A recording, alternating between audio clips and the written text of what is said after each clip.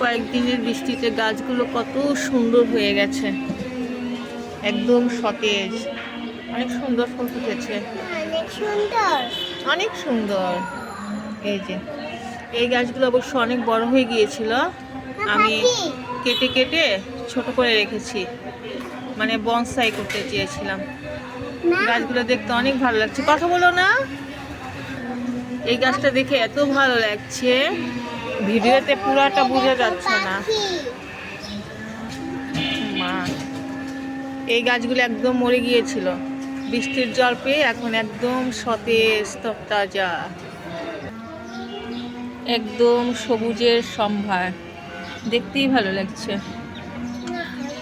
এগুলো হচ্ছে আলু শাক। এই যে পুঁই শাক লাগিয়েছিলাম, এই শাকগুলো আবার কেটে কেটে খেয়েছি। আর ডালিম গাছে শুধু ফুলই হয়, ফল হয় না। ওই যে দেখা যাচ্ছে আমার গাছে করমচা হয়েছে, কারো যদি করমচা খেতে মন চায় আমার বাসা থেকে নিয়ে যাবেন। এই যে কি সুন্দর ঝুলে আছে, অনেক করমচা ছিল, সবাই নিয়ে গেছে। আমার ছোট্ট একটা গার্ডেন, কিন্তু এখান থেকে আমি আমার প্রয়োজনের সময় অনেক কিছু পেয়ে থাকি।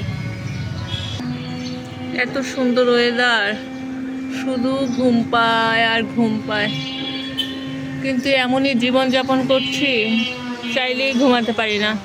বাচ্চাদের পড়াশোনা থাকে, বাসার কাজ থাকে, স্কুল ছুটি, কিন্তু কোনো শান্তি নাই, স্কুল খুলেই এক্সাম।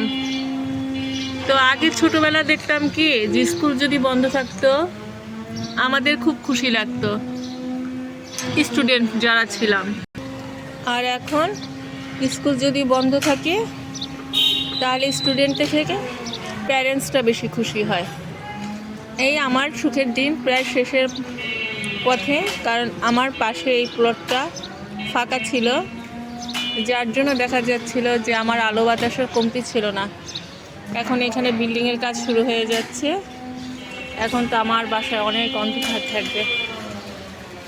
কত আলো বাতাস ছিল আমার বাসায়, আর এখন ঢাকার বেশিরভাগ বাসাগুলোই তো থাকে অন্ধকার।